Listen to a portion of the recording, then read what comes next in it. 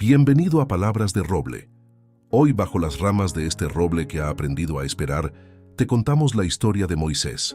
Hay un momento en la vida de ciertos hombres y ciertas mujeres en que algo se rompe por dentro, sin ruido, sin testigos, sin que nadie lo note. No es un hueso, no es el corazón, aunque a veces duela allí. Es algo más difícil de nombrar. Es la certeza, lenta y silenciosa, de que ya pasó, de que lo mejor ya ocurrió, o quizás nunca ocurrió, y que lo que queda por delante es solo la parte tranquila del camino, la parte sin sorpresas, la parte en que uno ya no espera que el cielo diga nada.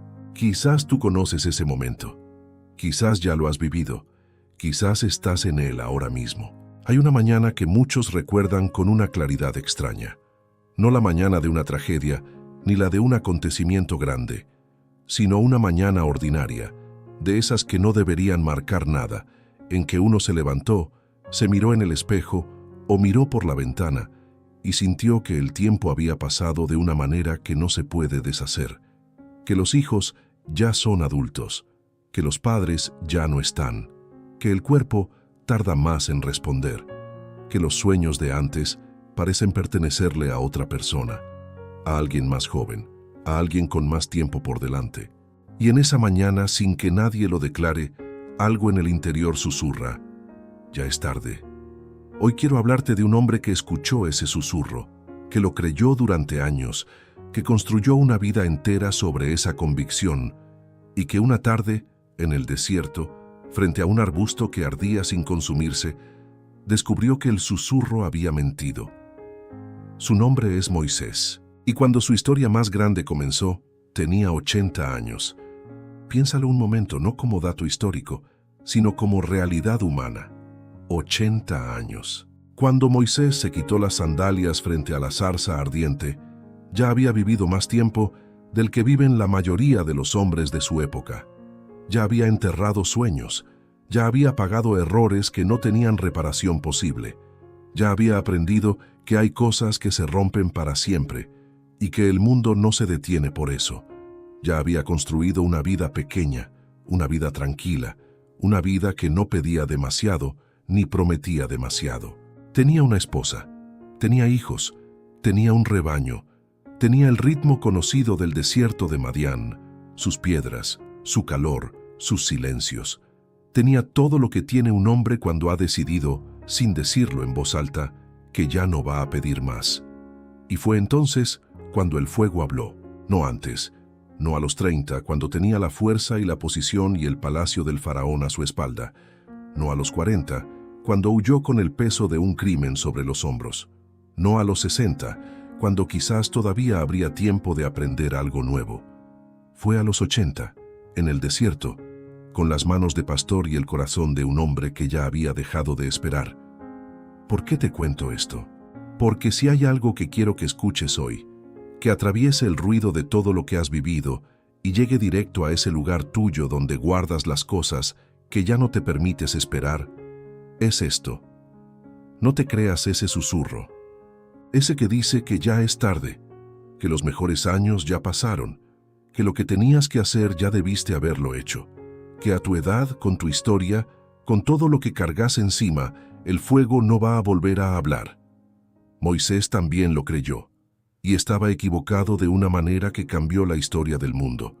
Pero para entender por qué ese fuego habló cuando habló y no antes, necesitamos ir al principio.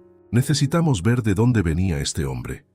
Necesitamos entender qué se rompió en él, cómo se rompió, durante cuánto tiempo estuvo roto, y qué clase de hombre sale del otro lado de 40 años de silencio.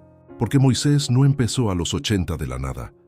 Empezó a los 80 con todo lo que había sido antes, con sus contradicciones, con sus errores, con sus años de palacio y sus años de desierto, con la identidad partida en dos desde que era un niño, con el crimen que cometió de joven y que creyó haber dejado atrás, con la cobardía y con el valor, con el tartamudeo y con la voz que movió al faraón. Todo eso, cada uno de esos pedazos, era parte del hombre que se arrodilló frente al fuego. Y hoy, en este episodio, vamos a caminar con él. Vamos a sentarnos a su lado en el desierto, a escuchar lo que escuchó, a cargar, aunque sea por un momento, lo que él cargó, y a preguntarnos si algo de su historia le habla a la nuestra, porque la historia de Moisés no es la historia de un superhéroe bíblico que hizo cosas imposibles. Es la historia de un hombre profundamente humano que dudó, que falló, que se cansó, que se enojó, que pidió que mandaran a otro y que de todas formas fue, que de todas formas amó a un pueblo que no siempre lo merecía, que de todas formas llegó hasta el umbral de la promesa aunque no pudo cruzarlo, y que murió en paz. Eso último es lo más difícil de entender y lo más importante. Pero antes de llegar a ese final hay que recorrer el camino, y el camino empieza en el río, no en el desierto de Madián, no en el palacio de Faraón.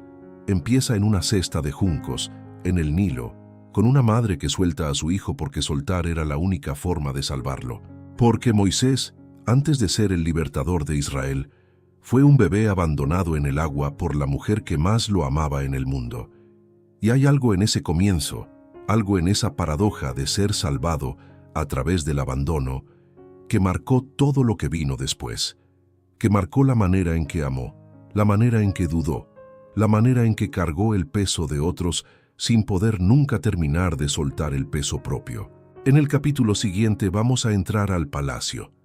Vamos a ver al niño que creció entre dos mundos sin pertenecer del todo a ninguno.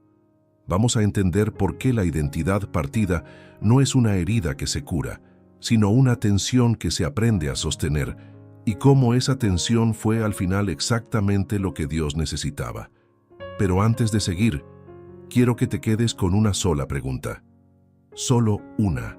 ¿Hay algo que sientes que era tuyo? Un llamado, un sueño. Algo que debías hacer o ser o construir, que has dejado de esperar porque convenciste a tu corazón de que ya era demasiado tarde. No tienes que responderla ahora.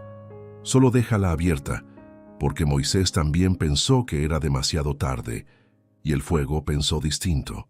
Hay personas que nacen en el lugar equivocado, no en el sentido geográfico, no en el sentido de que debieron haber nacido en otro país o en otra ciudad, sino en un sentido más profundo, más difícil de explicar y más difícil todavía de sanar. Personas que desde muy pequeñas sienten que no terminan de encajar, que hay algo en ellas que no es del todo de aquí, pero tampoco es del todo de allá, que miran a su alrededor y ven dos mundos, y saben que pertenecen a los dos, y saben también que no pertenecen del todo a ninguno.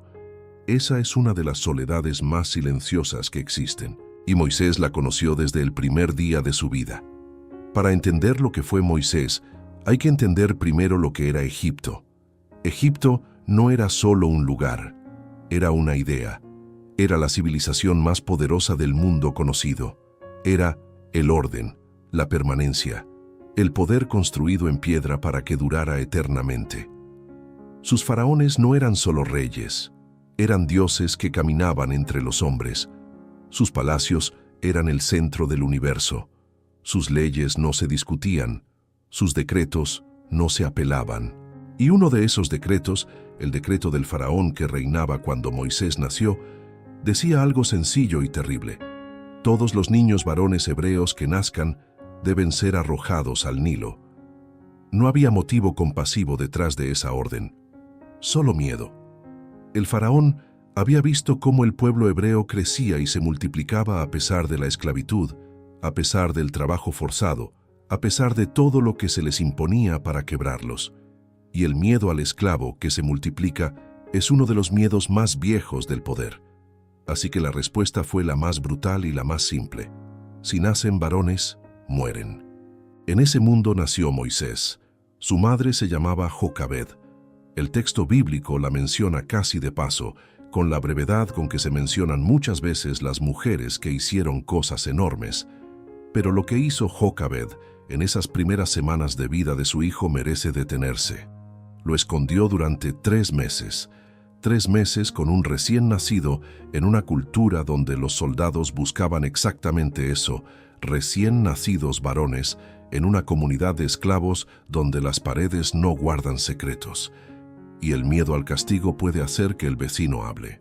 3 meses de silencio, de noches con el corazón en la garganta, de aprender a callar al bebé antes de que su llanto llegara a los oídos equivocados, de vivir con el terror constante de que hoy podría ser el día en que los encontraran, y cuando ya no pudo esconderlo más, hizo algo que solo puede hacer alguien que ama con una profundidad que va más allá del instinto de retener. Construyó una cesta de juncos, la impermeabilizó con brea y betún, puso adentro a su hijo y la colocó entre los juncos del Nilo. Lo soltó, no lo abandonó, aunque desde afuera pudiera parecer lo mismo. Lo soltó hacia el único lugar donde quizás estaría más seguro que con ella. Lo puso en manos del río, que es otra manera de decir que lo puso en manos de algo más grande que ella misma.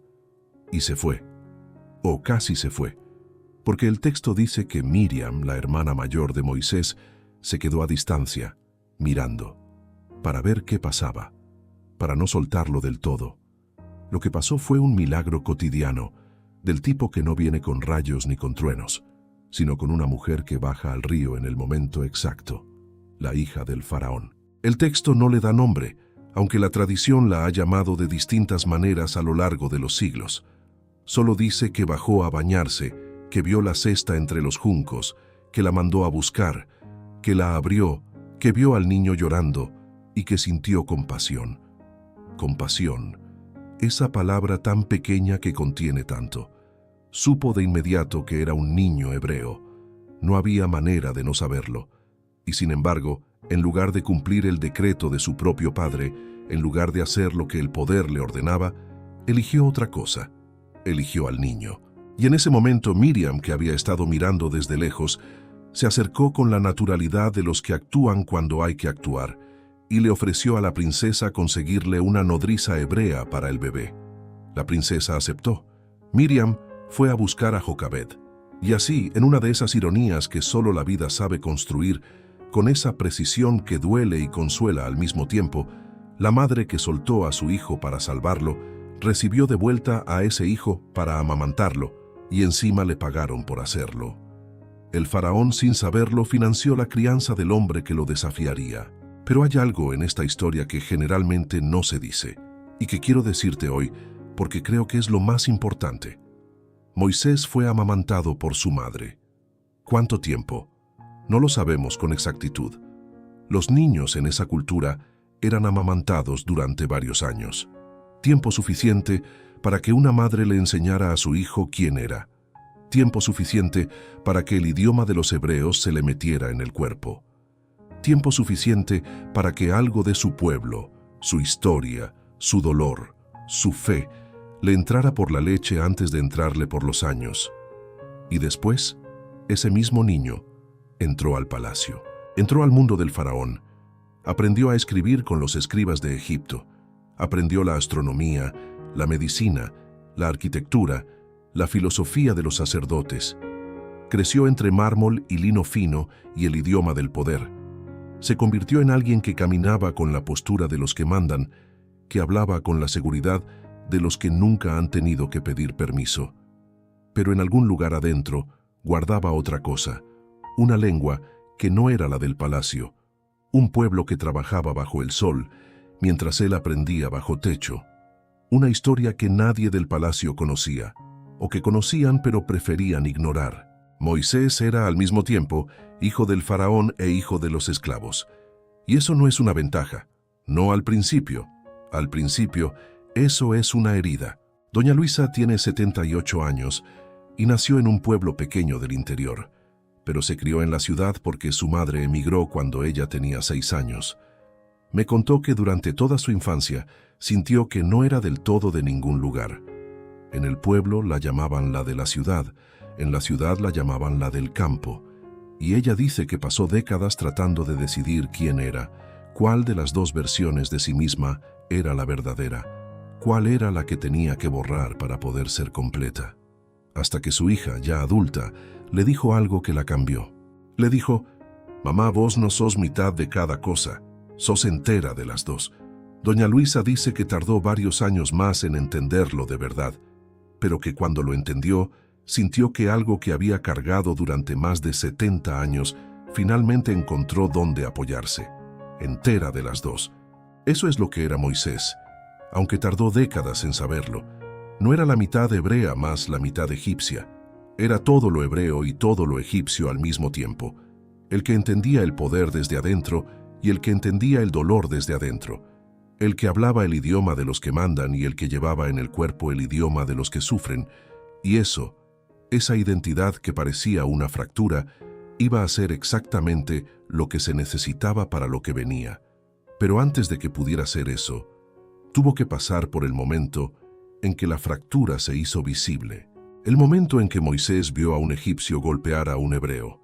El texto lo dice con una simplicidad que casi oculta la violencia. Moisés salió hacia sus hermanos y vio sus cargas. Vio a un egipcio golpeando a un hebreo, a uno de sus hermanos.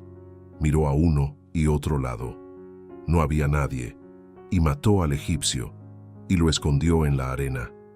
Eso es todo lo que dice el texto, pero detrás de esas pocas palabras hay una tormenta, porque Moisés no actuó como héroe. Actuó como alguien que lleva toda la vida con algo hirviendo adentro y que en un momento no puede más. Actuó desde la rabia, desde la impotencia, desde ese lugar en que el dolor ajeno y el dolor propio se mezclan hasta que ya no se puede distinguir cuál es cuál. Miró a los lados no para planear una estrategia, sino porque tenía miedo, y enterró el cuerpo en la arena no como quien ejecuta un acto de justicia, sino como quien sabe que lo que acaba de hacer no fue exactamente lo correcto.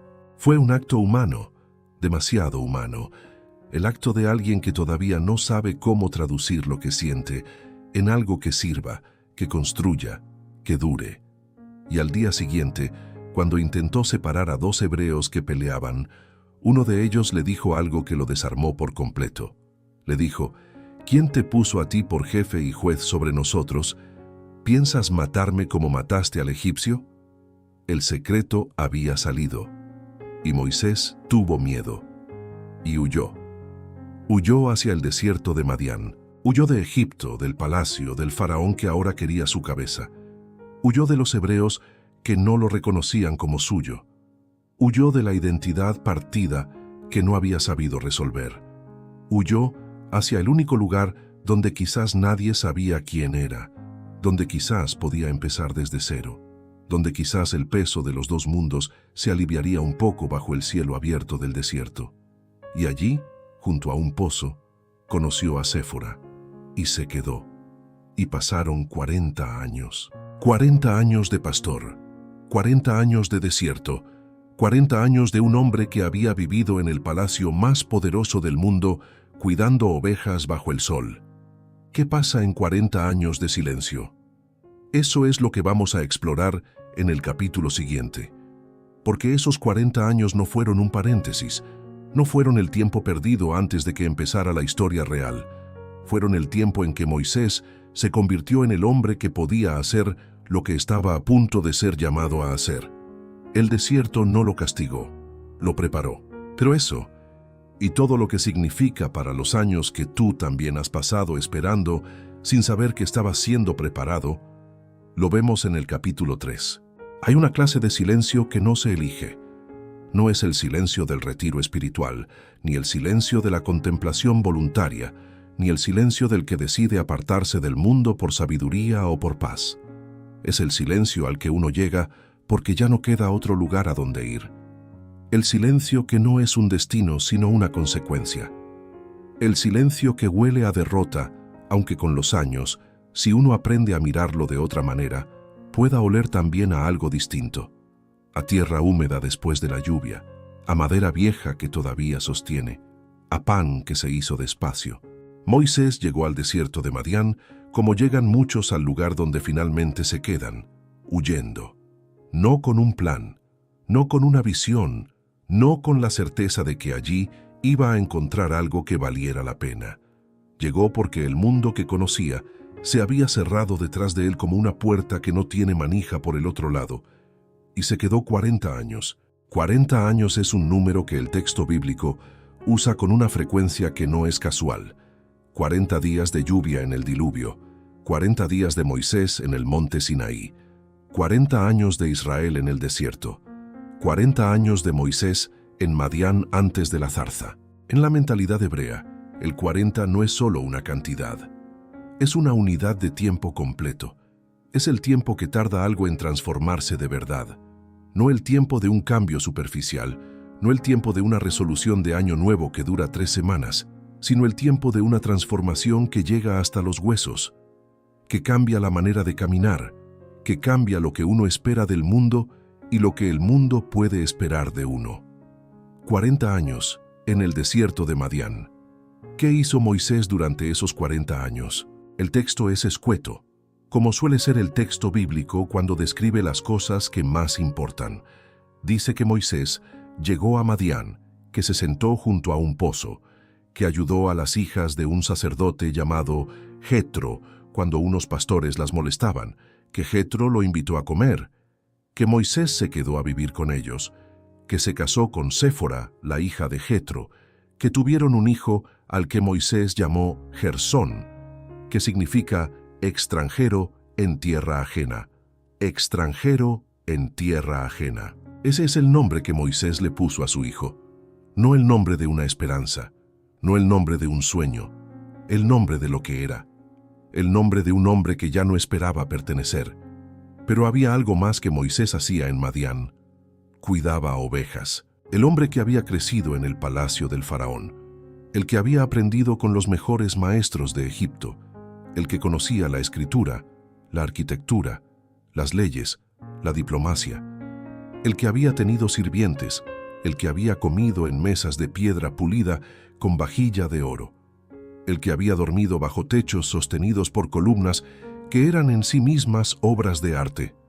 Ese hombre pasó 40 años cuidando ovejas en el desierto.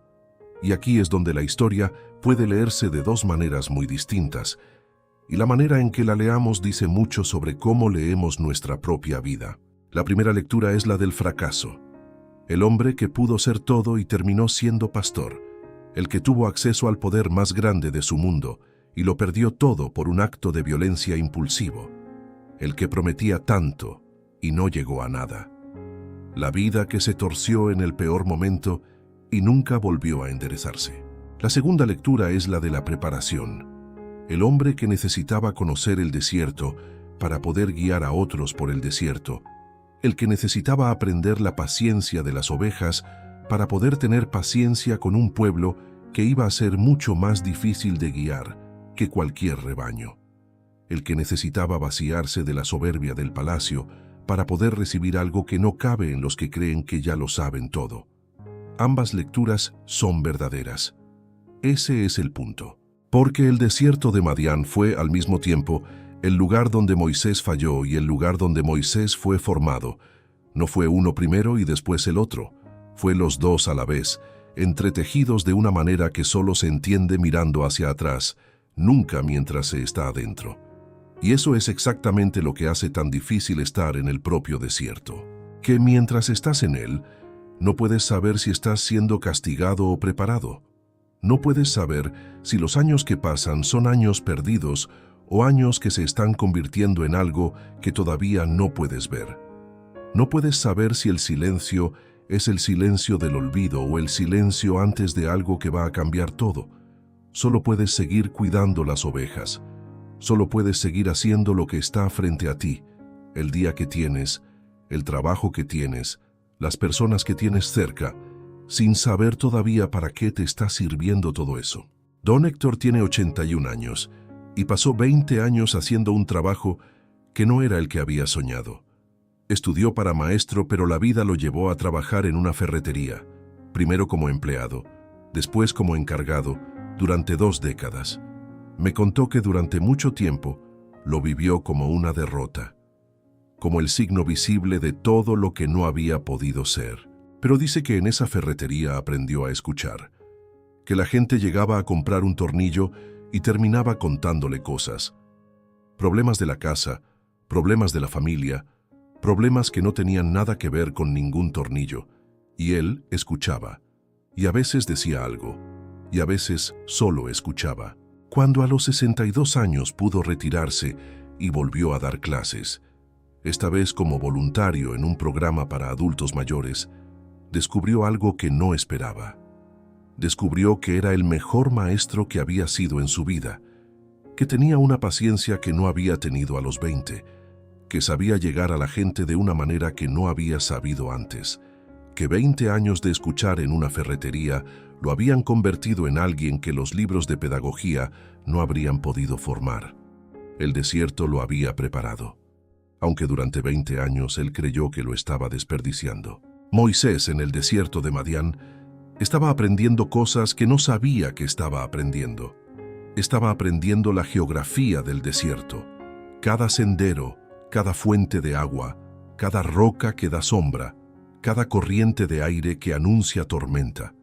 Estaba aprendiendo con el cuerpo, no con la cabeza, la diferencia entre el terreno que se puede caminar de noche y el que hay que evitar. Estaba aprendiendo dónde hay pasto en la estación seca, cómo se comporta el ganado cuando tiene sed, cómo se mueve una manada cuando siente el peligro. Dentro de algunos años, iba a necesitar exactamente eso para guiar a 2 millones de personas por ese mismo desierto. Pero también estaba aprendiendo algo más difícil de medir y más importante de tener. Estaba aprendiendo la humildad del que sirve sin que nadie lo vea, la paciencia del que espera sin saber que espera, la solidez del que se queda cuando podría irse, del que cumple cuando nadie lo obligaría, del que hace bien lo pequeño, aunque lo pequeño no sea lo que soñó. Porque el liderazgo que viene del poder es frágil, dura lo que dura el poder, pero el liderazgo que viene de esa clase de humildad, el que se construyó en el silencio y en lo ordinario y en los años que nadie aplaude, ese es el que sostiene cuando todo tiembla. Y todo iba a temblar. Hay algo más en estos 40 años que quiero nombrarte, porque creo que es lo más honesto de decir. Moisés también cargó culpa. No lo dice el texto de manera explícita, pero es imposible que no fuera así. El cuerpo enterrado en la arena de Egipto no desaparece porque te vayas lejos. La imagen de ese hombre muerto, ese egipcio que quizás también tenía familia, que quizás también tenía hijos, que quizás no era un monstruo sino simplemente alguien que hacía lo que se hacía en ese mundo. Esa imagen no se borra con el tiempo, ni con el trabajo, ni con la rutina del desierto. Y además de la culpa, estaba la pregunta sin respuesta. La pregunta que no se puede hacer en voz alta, pero que está siempre ahí, en el fondo, en las noches de desierto, cuando el cielo es tan grande que aplasta. ¿Por qué? ¿Por qué mi pueblo sigue siendo esclavo? ¿Por qué no hice algo que sirviera en lugar de algo que solo empeoró las cosas? ¿Por qué el Dios de mis padres, si es que existe, si es que escucha, no ha hecho nada? Moisés vivió durante 40 años sin respuesta. Eso también hay que decirlo, porque hay personas que escuchan esta historia y piensan que Moisés esperó tranquilo, en paz, confiado en que todo iba a salir bien. Y no fue así. La espera real, la espera humana, la que conocemos los que hemos tenido que esperar cosas que importaban, no es tranquila. Es oscilante. Tiene días de aceptación y noches de duda. Tiene momentos de paz genuina y momentos en que la pregunta vuelve con toda su fuerza y no hay respuesta que alcance. Moisés esperó como se espera de verdad, con toda la humanidad que eso implica. Y entonces un día cualquiera, como suelen ocurrir las cosas que cambian todo, llevó el rebaño más lejos de lo habitual, al otro lado del desierto, hasta el monte Horeb, que el texto llama la montaña de Dios, aunque en ese momento Moisés no lo sabía todavía, y vio fuego, un arbusto que ardía, que seguía ardiendo, que no se consumía. El texto dice que Moisés se dijo a sí mismo: voy a acercarme para ver esta maravilla grande, ¿por qué no se quema el arbusto? Esa es una frase pequeña que contiene mucho. Porque Moisés no huyó del fuego, no miró hacia otro lado, no siguió caminando diciéndose que tenía ovejas que cuidar y no tiempo para detenerse frente a fenómenos que no entendía. Se detuvo, se acercó, eligió mirar. Y en ese momento de curiosidad, en ese gesto aparentemente pequeño de un pastor de 80 años que decide acercarse a algo que no comprende, empezó todo. Porque el texto dice algo que me parece uno de los detalles más humanos de toda esta historia. Dice que cuando el Señor vio que Moisés se había apartado para mirar, le habló. Cuando vio que se había apartado para mirar, no antes, Había estado ardiendo, esperando, hasta que Moisés se detuvo. Lo que vino después, lo que se dijo junto a ese fuego, lo que Moisés escuchó y cómo respondió, lo que aceptó y lo que rechazó y lo que negoció, porque Moisés negoció con Dios. Eso es lo que vamos a explorar en el capítulo 4. Porque el llamado de Moisés junto a la zarza ardiente no es la historia de alguien que escucha a Dios y dice que sí de inmediato con gratitud y reverencia. Es la historia de alguien que escucha a Dios y dice que no, varias veces, con argumentos, con miedo, con la honestidad brutal del que ya no tiene nada que perder fingiendo. Y en esa resistencia, en ese no que Moisés le dijo al fuego, hay algo para ti, algo que quizás necesitas escuchar si alguna vez has sentido que eras demasiado pequeño, demasiado viejo, demasiado roto, demasiado marcado por lo que hiciste o por lo que no hiciste, para que algo grande todavía pudiera pedirte algo. Eso, y el fuego que no esperó una respuesta perfecta para seguir ardiendo, lo vemos en el capítulo siguiente. Hay momentos en la vida que no se anuncian, no llegan con música de fondo ni con señales que uno pueda reconocer de antemano. No vienen precedidos de una sensación especial que avise que hoy es diferente, que hoy hay que estar atento, que hoy puede cambiar todo. Llegan como llegan la mayoría de las cosas que importan de verdad, en medio de un día ordinario, mientras uno hace lo que siempre hace, mientras la mente está en otro lado, mientras el cuerpo sigue el ritmo conocido de lo cotidiano. Moisés no se despertó esa mañana sabiendo que era el día. Se despertó pastor. Se despertó con el rebaño que cuidar, con el camino que recorrer, con el cielo del desierto encima y el silencio de siempre alrededor. Se despertó como el hombre que era, un hombre de 80 años con una vida detrás y poco por delante, o eso creía él, y empezó a caminar. Y entonces vio el fuego. Quiero que te detengas un momento en la imagen. Un arbusto ardiendo en el desierto no es, en sí mismo, una rareza absoluta. El calor extremo puede encender la vegetación seca. Los pastores del desierto conocían ese fenómeno. No era algo que provocara terror automáticamente.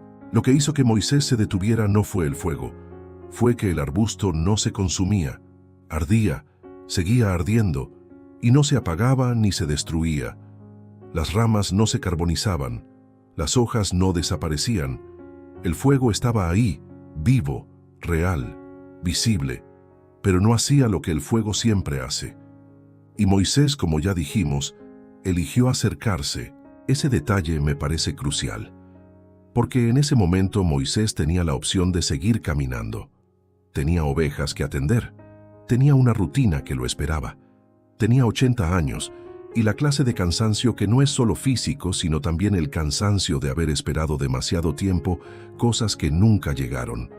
Podría haber mirado el arbusto de lejos, haber anotado mentalmente que era extraño y haber seguido su camino.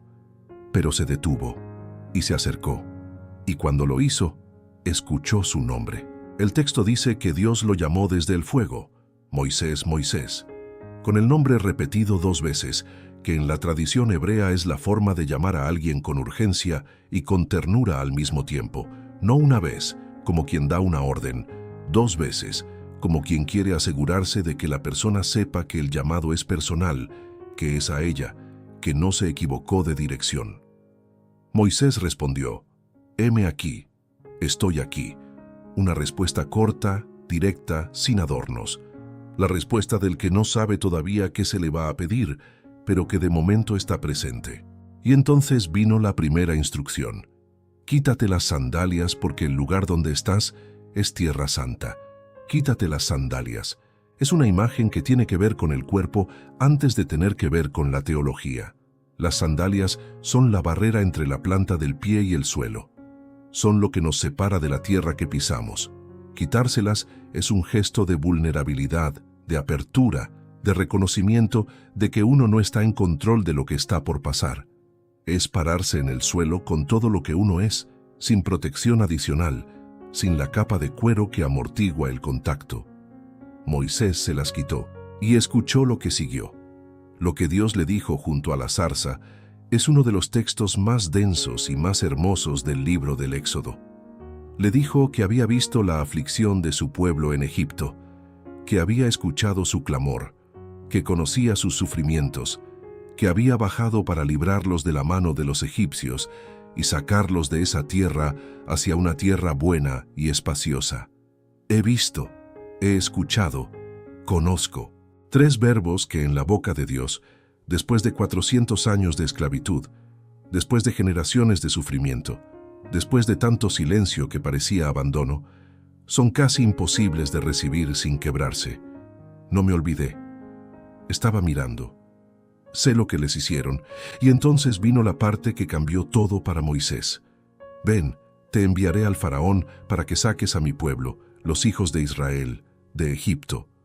Y aquí, en este punto, la historia de Moisés se vuelve la historia de todos. Porque Moisés no dijo que sí, Moisés dijo que no, no de manera abierta y desafiante, no con la arrogancia del que cree que tiene razones suficientes para rechazar lo que se le pide. Lo dijo de la manera en que lo dicen las personas que han vivido suficiente para conocer sus propios límites, o lo que creen que son sus límites, con una humildad que en el fondo es también miedo. ¿Quién soy yo para ir al faraón? Esa fue su primera respuesta. ¿Quién soy yo? Quiero que te quedes con esa pregunta un momento, porque no es una pregunta retórica, es una pregunta real, la pregunta de un hombre de 80 años que sabe exactamente quién es y exactamente lo que eso significa, que era pastor, que había sido príncipe pero ya no lo era, que había fallado la única vez que intentó hacer algo por su pueblo, que había huido, que había pasado 4 décadas siendo nadie importante en ningún lugar importante. ¿Quién soy yo para ir al faraón? Es la pregunta del que se mira y ve insuficiencia, del que compara lo que se le pide con lo que tiene y la diferencia parece imposible de salvar, del que ha aprendido, a fuerza de años y de fracasos, a no sobreestimarse. Y la respuesta que recibió no fue una lista de sus cualidades, no fue un recordatorio de su formación en el palacio egipcio, no fue una evaluación objetiva de sus fortalezas que demostrara que sí era suficiente para la tarea. La respuesta fue: yo estaré contigo. Solo eso. No tú puedes porque eres capaz, sino yo estaré porque no tienes que poder solo. Esa distinción es todo. Es la diferencia entre una promesa de éxito basada en las capacidades propias y una promesa de compañía basada en algo que va más allá de las capacidades propias. No te estoy diciendo que eres suficiente. Te estoy diciendo que no vas a estar solo. Pero Moisés no se conformó con eso. Tenía más preguntas, más objeciones, más razones por las que esto no podía funcionar. Su segunda objeción fue práctica. Si voy a los hijos de Israel y les digo que el Dios de sus padres me envía, me van a preguntar cuál es su nombre. ¿Qué les digo? Y recibió una de las respuestas más desconcertantes y más profundas de toda la Escritura. Yo soy el que soy. En hebreo, Ejie Asher Ejie. Una frase que los teólogos han debatido durante siglos y que resiste todas las traducciones porque no está diseñada para ser traducida sino para ser sostenida. No es una definición, es una presencia. No dice qué es Dios, dice que Dios es, que Dios está siendo, que Dios no cabe en una categoría ni en un nombre que lo reduzca a algo manejable. Dile a los hijos de Israel que yo soy me envió. Moisés guardó eso y siguió objetando. Su tercera objeción fue la del descrédito. ¿Y si no me creen? ¿Y si me dicen que Dios no se me apareció? Y recibió señales. La vara que se convierte en serpiente, la mano que se vuelve leprosa y se sana, el agua del Nilo que se convierte en sangre, señales concretas, visibles, demostrables, señales para los que necesitan ver para creer, que son la mayoría de los seres humanos, y no hay nada de malo en eso. Pero Moisés todavía no terminaba. Su cuarta objeción llegó al corazón de lo que más le pesaba. Señor, yo no soy hombre elocuente, ni antes ni ahora que has hablado con tu siervo. Soy tardo en el habla y torpe de lengua. Yo no sé hablar.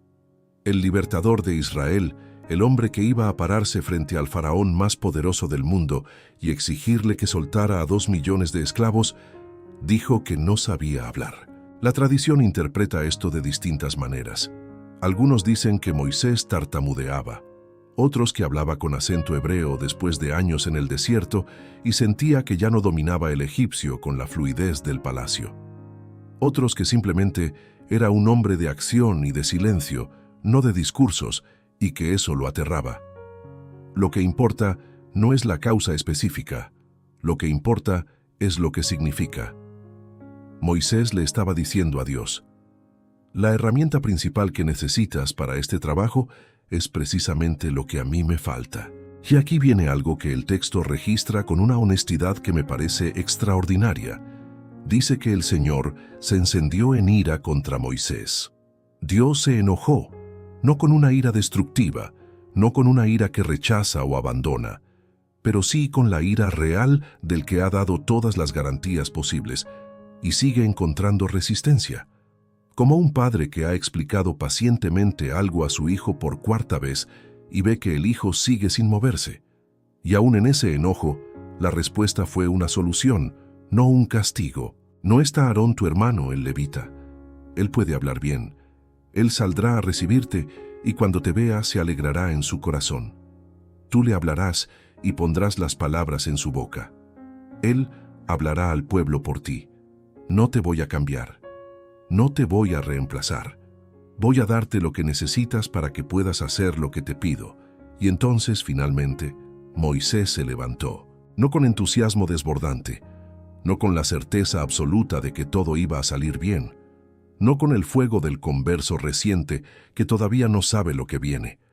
Se levantó con la clase de resolución silenciosa del que ha agotado sus objeciones y ha descubierto que al otro lado de todas ellas todavía hay algo que lo llama. Volvió con Jetro, su suegro, y le dijo que quería volver a Egipto a ver si sus hermanos aún vivían. Una despedida sin grandes declaraciones, sin revelar todo lo que había pasado junto al fuego, con la sobriedad del que sabe que lo que vivió es demasiado grande para caber en una conversación ordinaria.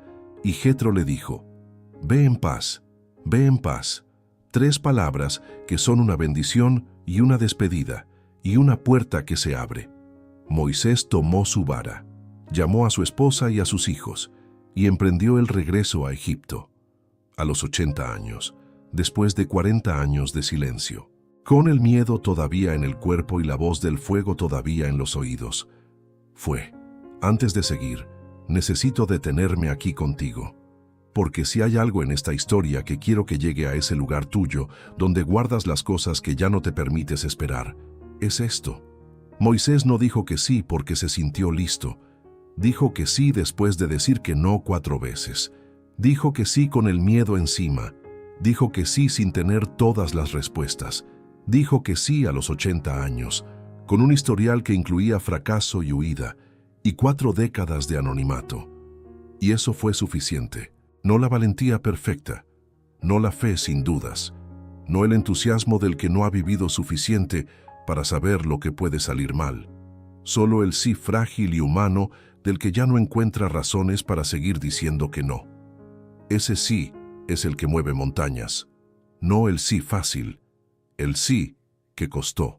Si en algún momento de tu vida has sentido que tenías algo por hacer y le has dado la vuelta durante años, buscando el momento perfecto, esperando sentirte listo, convenciéndote de que eres demasiado viejo o demasiado roto o demasiado marcado por lo que ya viviste para que todavía sirva de algo lo que tienes para dar, quiero que escuches esto.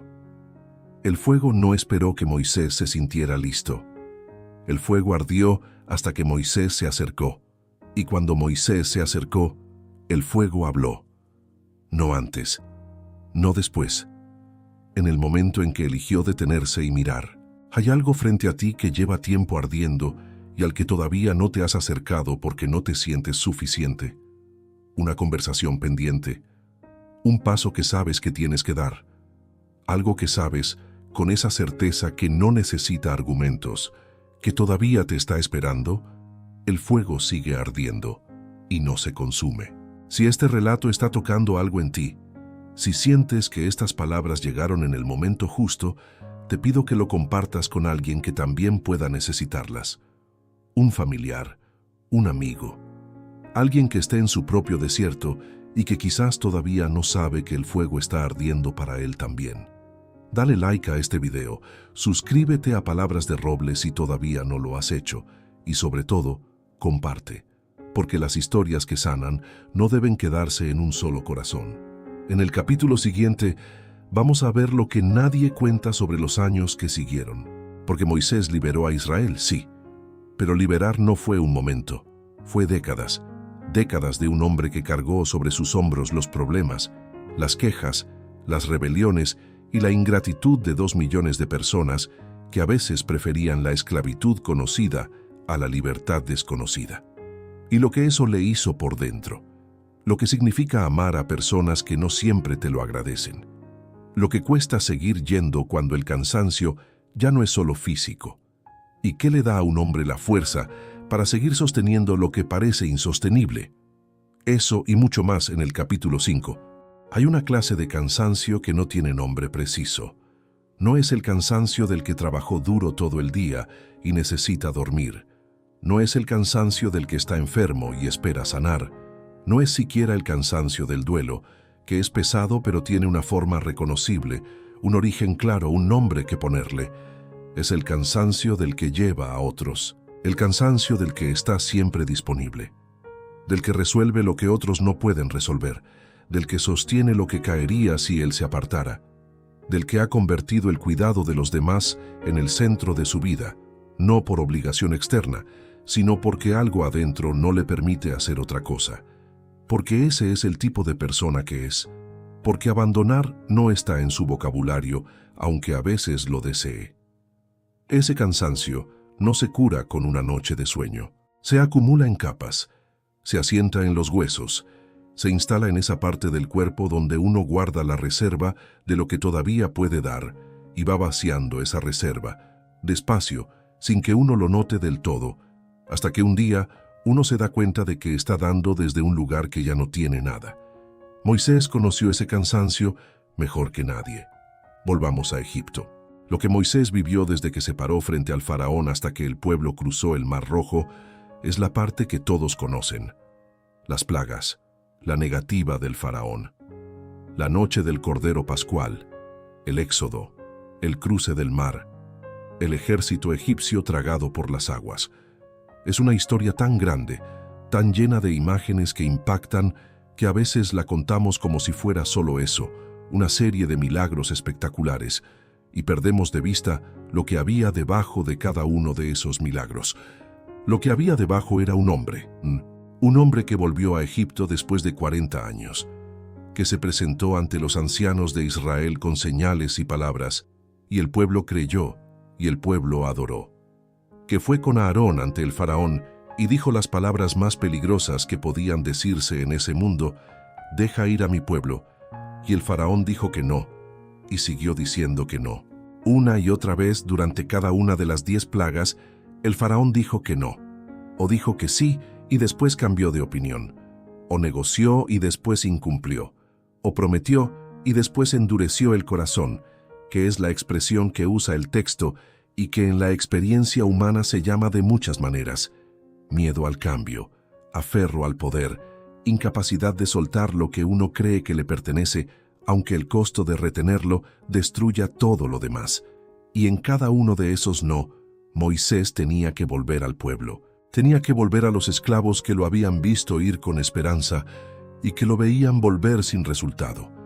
Tenía que mirar a los ojos a las personas que confiaban en él y decirles que todavía no, que habría que esperar más, que el faraón había vuelto a cambiar de posición, que la siguiente plaga vendría y quizás esa sería la definitiva. Eso es lo que no se cuenta con suficiente detalle, el peso de volver sin respuesta a las personas que esperan.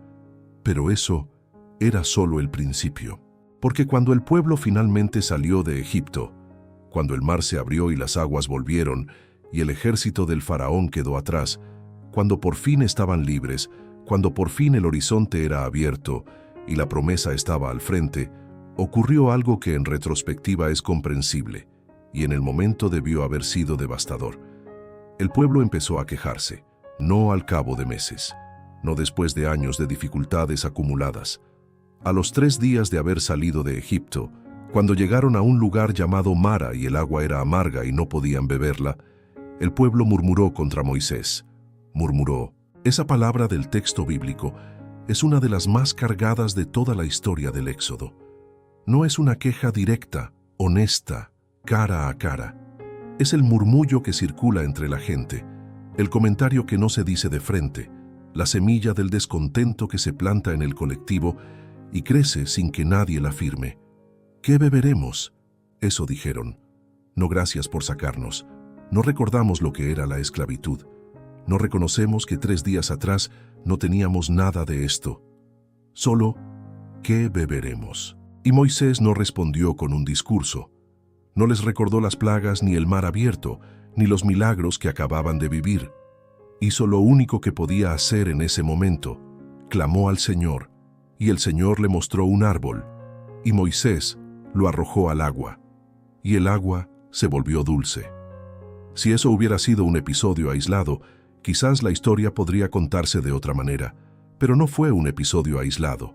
Fue el patrón de 40 años. El pueblo tuvo hambre y murmuró contra Moisés, y vino el maná. El pueblo tuvo sed otra vez y murmuró contra Moisés, y brotó agua de la roca. El pueblo se cansó del camino y quiso volver a Egipto. El pueblo fabricó un becerro de oro mientras Moisés estaba en el monte recibiendo la ley.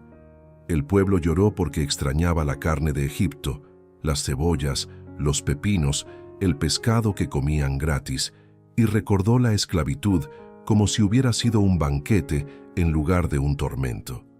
Esa es una de las paradojas más dolorosas de la condición humana. La memoria del sufrimiento se desvanece más rápido que la memoria del alivio temporal. La esclavitud con comida asegurada puede parecer, desde el desierto con hambre, más tolerable que la libertad con incertidumbre. No porque sea verdad, sino porque el dolor presente siempre habla más fuerte que el dolor pasado. Y Moisés escuchó eso durante 40 años. Hay un momento en el libro de los Números que me parece uno de los más humanos, uno de los más descarnados de toda la Escritura. Un momento en que el peso se hace visible de una manera que no deja lugar a la idealización. El pueblo estaba llorando, cada familia a la puerta de su tienda, llorando y quejándose. Añoraban la carne de Egipto. Estaban hartos del maná. Querían más.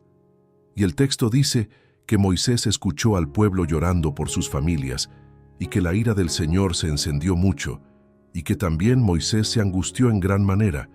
Y entonces Moisés le dijo a Dios algo que es necesario leer completo para entender su peso. Le dijo, ¿por qué has tratado tan mal a tu siervo? ¿Por qué no he hallado gracia en tus ojos que has puesto la carga de todo este pueblo sobre mí? ¿Concebí yo a todo este pueblo? ¿Lo engendré yo para que me digas que lo lleve en mi seno, como lleva la nodriza al niño que mama, hasta la tierra que prometiste a sus padres? No puedo yo solo soportar a todo este pueblo, porque es una carga demasiado pesada para mí.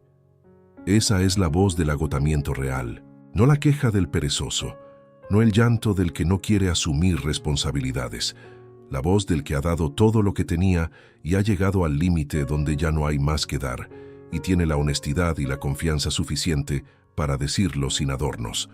No puedo solo. Es demasiado pesado para mí. Doña Rosario tiene 76 años y cuidó a su esposo enfermo durante 9 años.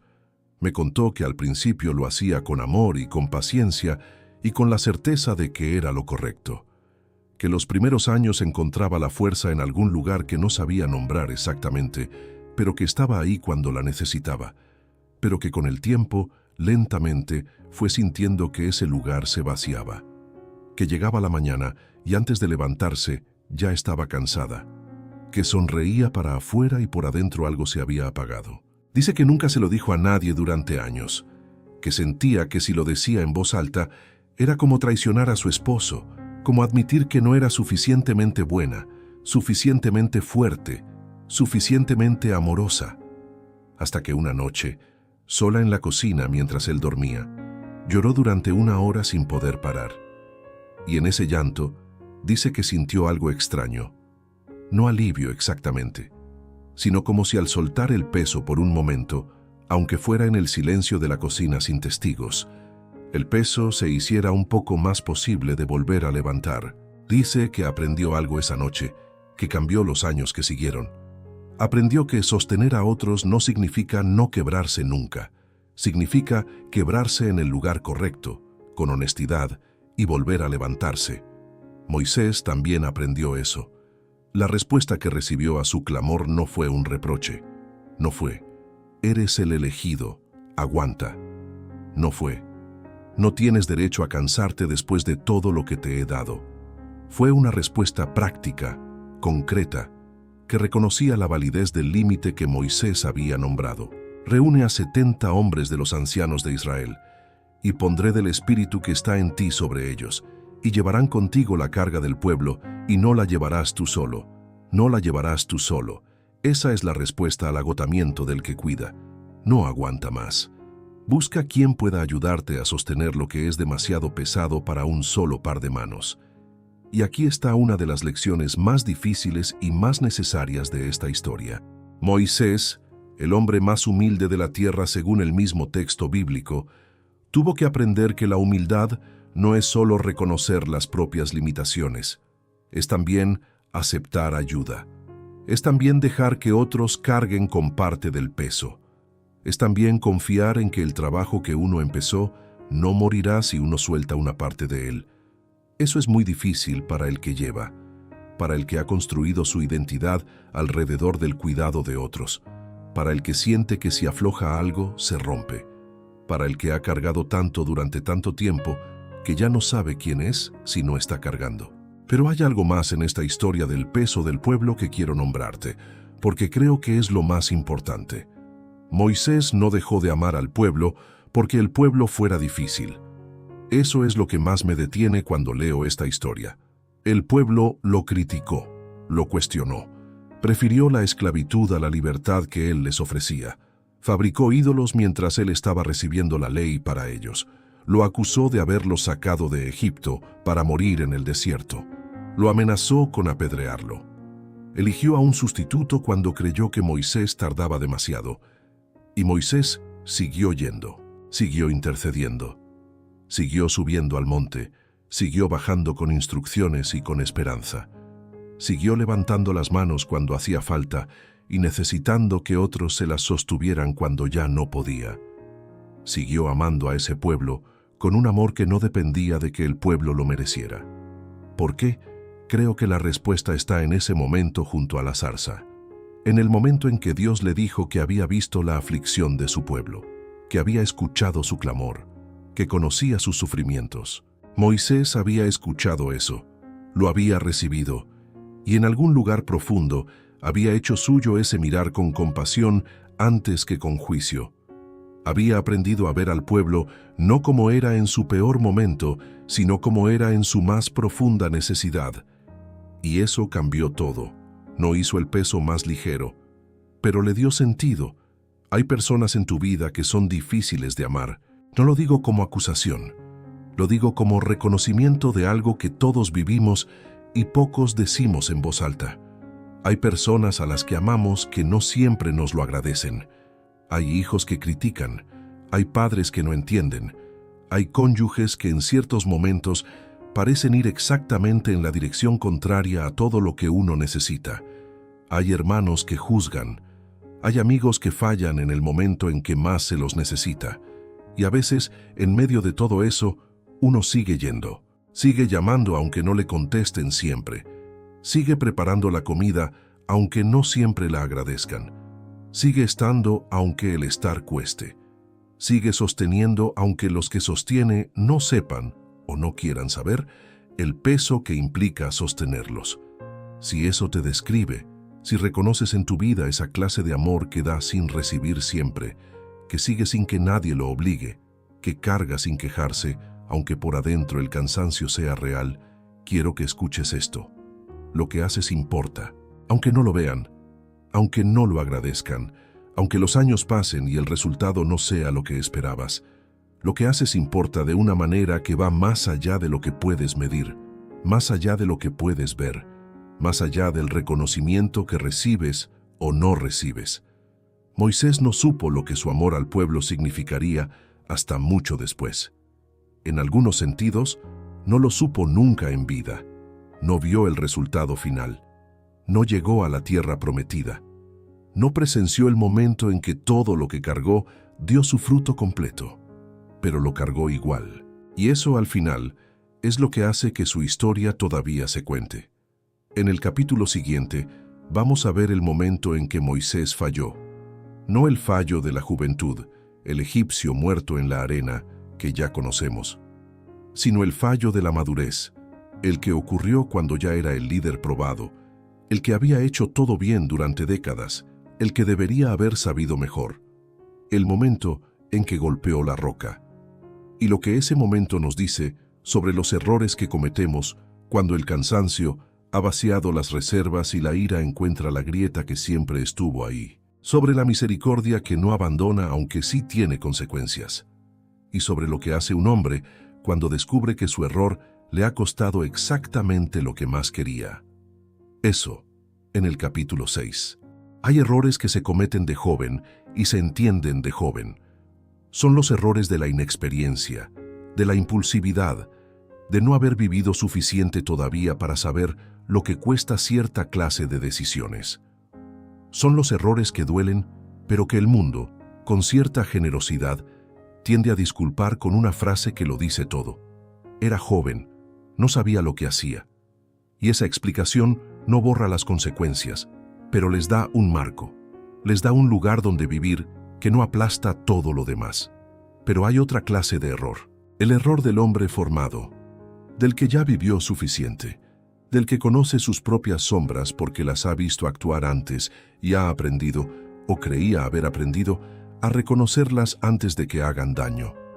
El error del que debería saber mejor, y en algún nivel sabe que debería saber mejor, y aún así en un momento de descuido o de cansancio o de ira acumulada durante demasiado tiempo, la sombra encuentra la grieta y sale. Ese error es más difícil de cargar, porque no tiene la excusa de la juventud, porque ocurre en un contexto en que uno ya no puede decir que no sabía, porque llega después de años de haberlo hecho bien, de haber sostenido, de haber resistido, de haber demostrado que se podía, y de pronto, en un instante todo eso queda ensombrecido por un momento que no debió ocurrir. Moisés cometió ese error, y le costó lo más que podía costarle. Para entender lo que pasó en el lugar llamado Meriba, hay que entender lo que había pasado antes.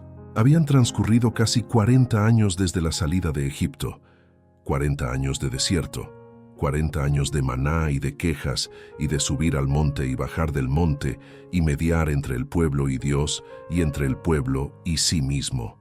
40 años de ser el punto al que todos acuden cuando algo falla, el blanco de todas las frustraciones cuando el camino se pone difícil, el que tiene que tener respuesta cuando nadie más la tiene. Y en esos 40 años, Moisés había perdido cosas. Había perdido a su hermana Miriam, la misma que de niña se había quedado mirando desde lejos mientras la cesta flotaba en el Nilo, la que había cantado con pandereta cuando cruzaron el mar, la que había estado ahí desde el principio, desde antes del principio, desde esa orilla del río donde todo empezó. Murió en el desierto de Sin y la enterraron allí. El texto no le da a ese duelo mucho espacio, apenas un versículo, y luego continúa la historia como si el mundo no se hubiera detenido un momento.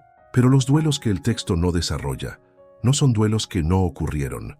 Son duelos que quedaron sin tiempo suficiente para procesarse porque la vida seguía exigiendo y el pueblo seguía necesitando y Moisés seguía siendo Moisés, el que sostiene, el que no puede darse el lujo de detenerse demasiado tiempo en su propio dolor porque hay 2 millones de personas que dependen de que siga de pie. Y entonces, con el duelo fresco y el cansancio acumulado de 4 décadas, el pueblo volvió a quejarse. No había agua.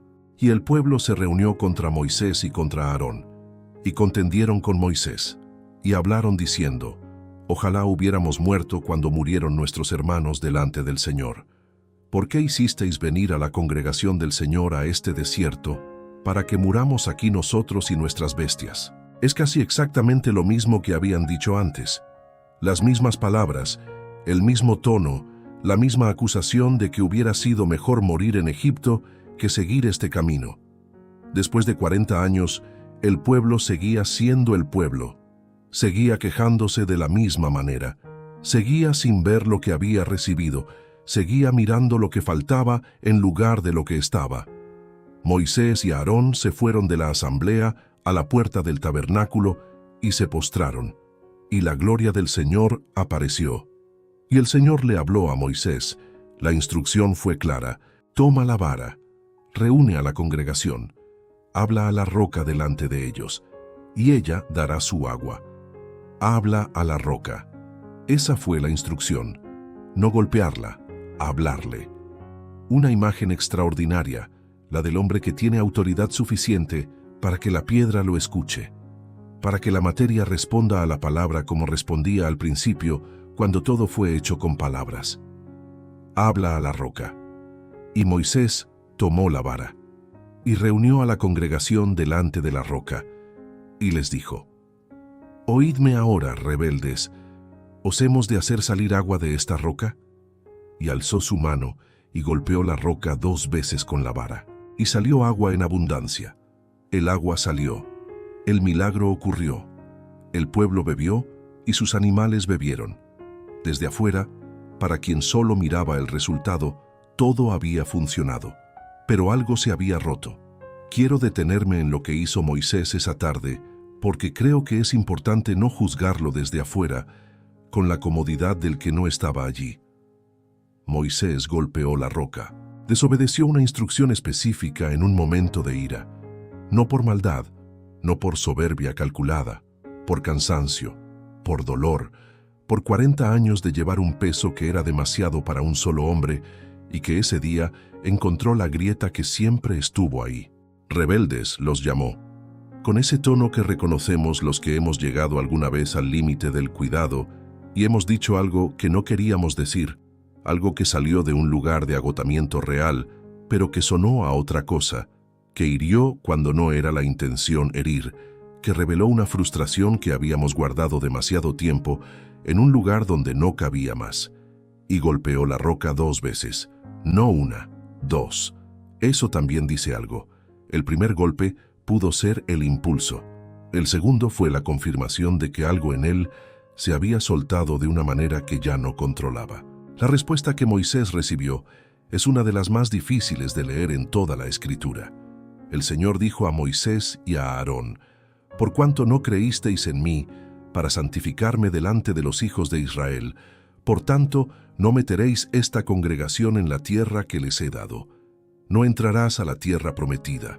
40 años caminando hacia ella, 40 años antes de eso preparándose sin saberlo. Toda una vida orientada hacia ese horizonte. Y en un momento, en un instante de ira y de cansancio, la puerta se cerró. Eso es lo que dice el texto. Y es necesario quedarse con la incomodidad de eso antes de intentar explicarlo o suavizarlo, porque la tendencia natural es hacer una de 2 cosas: o defender a Moisés y decir que el castigo fue desproporcionado, o defender la justicia divina y decir que Moisés debió haberlo sabido mejor. Ambas respuestas son demasiado rápidas. Ambas pierden algo importante. Lo que el texto no hace es explicar completamente el porqué de esa consecuencia. Y ese silencio es parte del texto, es parte de lo que hay que sostener. Hay cosas que no se pueden deshacer. Esa es una verdad que duele pero que es necesaria. Hay palabras que una vez dichas no pueden no haber sido dichas. Hay decisiones que una vez tomadas cierran puertas que no van a volver a abrirse. Hay errores que tienen consecuencias que duran, no porque Dios sea cruel, sino porque así funciona el tejido de la realidad, así funciona la confianza, así funciona el liderazgo, así funciona el amor. La misericordia de Dios con Moisés fue real, fue completa, nunca lo abandonó, siguió hablándole, siguió usándolo, siguió siendo su Dios de manera íntima y profunda hasta el último día. Pero la consecuencia fue la consecuencia. y Moisés tuvo que aprender a vivir con eso. Don Alberto tiene 83 años y me contó algo que guardó durante décadas. Cuando sus hijos eran jóvenes, en un momento de presión económica y de agotamiento que no supo manejar, tomó una decisión que afectó a su familia de maneras que tardaron años en sanar. No fue un crimen, no fue algo que el mundo llamaría un error grave, pero en su familia dejó una marca. Dice que durante mucho tiempo vivió en uno de dos extremos. O se castigaba sin tregua, repasando ese momento una y otra vez, preguntándose qué hubiera pasado si hubiera elegido diferente. O se justificaba, construyendo argumentos sobre por qué cualquiera hubiera hecho lo mismo en su situación, sobre el contexto que nadie entendía, sobre la presión que nadie veía. Hasta que un día su hijo mayor, ya adulto y ya padre él mismo, le dijo algo que cambió todo. Le dijo: «Papá, yo sé que ese momento te pesa. Y te digo algo, lo que hiciste después importó más que lo que hiciste entonces. Lo que hiciste después importó más».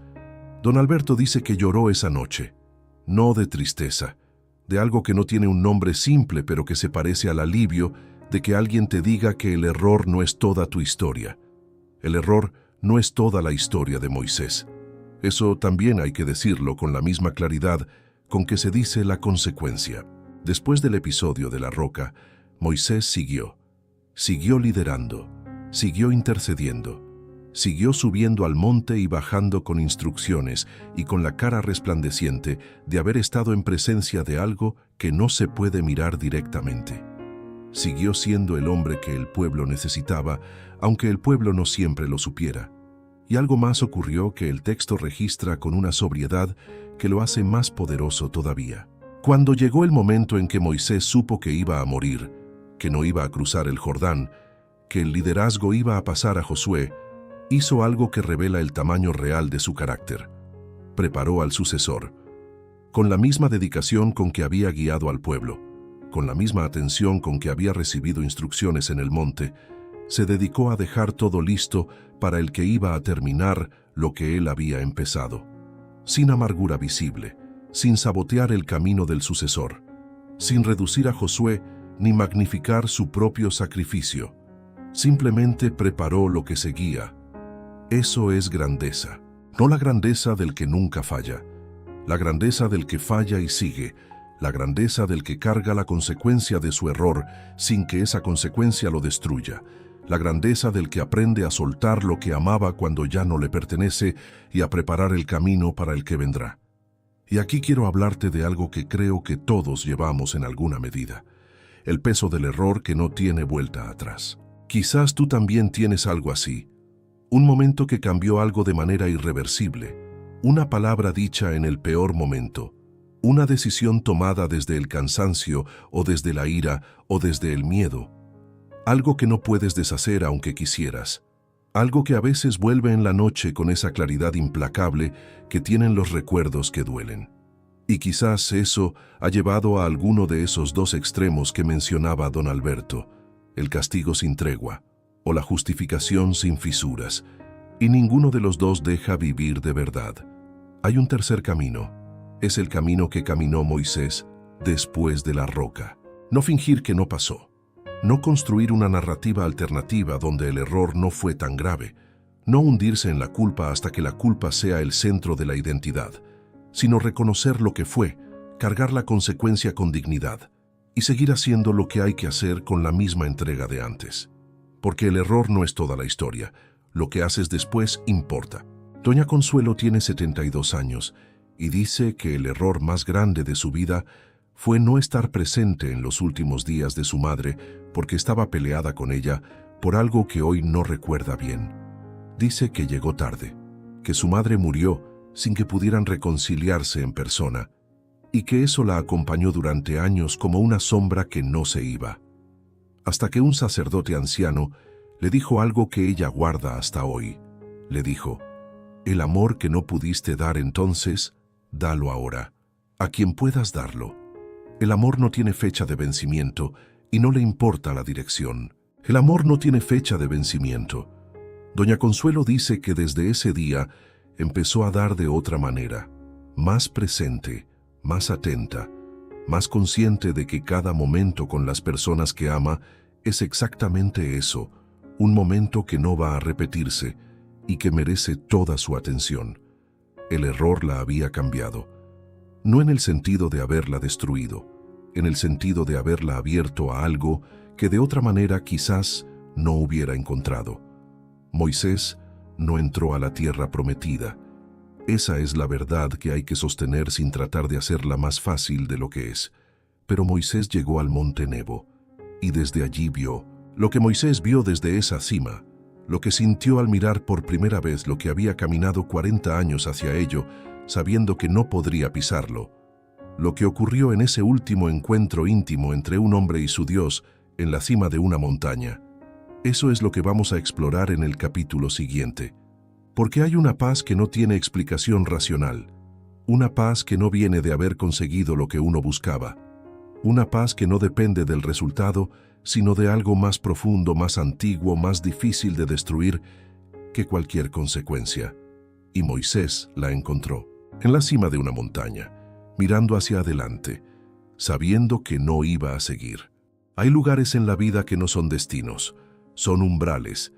Un umbral no es el lugar al que llegas, es el lugar desde el que miras, el lugar donde el camino que recorriste y el camino que no vas a recorrer se encuentran por un momento, y tú estás en el medio, de pie con todo lo que fuiste a la espalda y todo lo que no serás al frente, y tienes que encontrar la manera de estar en ese punto sin que te destruya.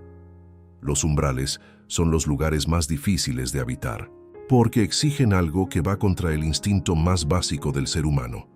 Exigen quedarse quieto cuando el cuerpo quiere seguir. Exigen mirar cuando el corazón preferiría no ver. Exigen sostener una verdad que duele sin tratar de cambiarla ni de escapar de ella. El monte Nebo fue el umbral de Moisés, y lo que ocurrió allí, en esa cima, en ese último día, es quizás la parte más silenciosa y más poderosa de toda su historia. Para llegar al monte Nebo hay que entender lo que vino justo antes. Moisés sabía que iba a morir. No como sabemos todos que vamos a morir algún día, con esa certeza abstracta que la mente acepta, pero el cuerpo ignora porque todavía hay mañana. Lo sabía de manera concreta, con fecha y con lugar, y con instrucciones específicas sobre lo que tenía que hacer antes de que llegara el momento. El Señor le había dicho: sube a este monte Abarim, al monte Nebo, que está en la tierra de Moab, frente a Jericó, y mira la tierra de Canaán, que yo doy a los hijos de Israel en posesión, y muere en el monte al que subes. Sube, mira, muere. 3 verbos en orden, como una instrucción sencilla para algo que sencillo no era. Y Moisés, antes de subir, hizo lo que había hecho toda su vida cuando algo importante estaba por ocurrir. Se ocupó del pueblo. Los últimos capítulos del Deuteronomio son los discursos finales de Moisés al pueblo de Israel. Son largos, son detallados, son la voz de un hombre que sabe que estas son sus últimas palabras y que quiere asegurarse de que nada importante quede sin decirse. Recuerda de dónde vienes, les dijo. Recuerda lo que el Señor hizo por ti. Recuerda la ley. Enséñasela a tus hijos. Grábala en tus corazones. No la olvides cuando estés en la tierra buena y espaciosa y hayas comido, y te hayas saciado, y hayas construido casas y tus rebaños y tus bienes se hayan multiplicado. Porque ese es el momento del olvido, no el desierto, donde el hambre te recuerda que dependes de algo más grande que tú mismo. La abundancia. Ese es el peligro. Es el discurso del padre que sabe que se va, que repasa todo lo que quiere que sus hijos recuerden, que sabe que no va a estar para recordárselos y que por eso los dice ahora, con el peso de quien habla por última vez y quiere que cada palabra aterrice. Y después de los discursos llamó a Josué, lo puso delante de todo el pueblo, lo presentó como el sucesor. Lo animó con las palabras que hubiera querido escuchar él mismo a los 80 años frente a la zarza. Sé fuerte y valiente. No temas ni desmayes. El Señor tu Dios estará contigo donde quiera que vayas. Le pasó el manto sin aferrarse a él.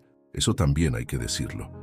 Porque hay personas que construyen algo toda su vida y cuando llega el momento de soltarlo, algo en ellas se aferra. Sabotean sin querer.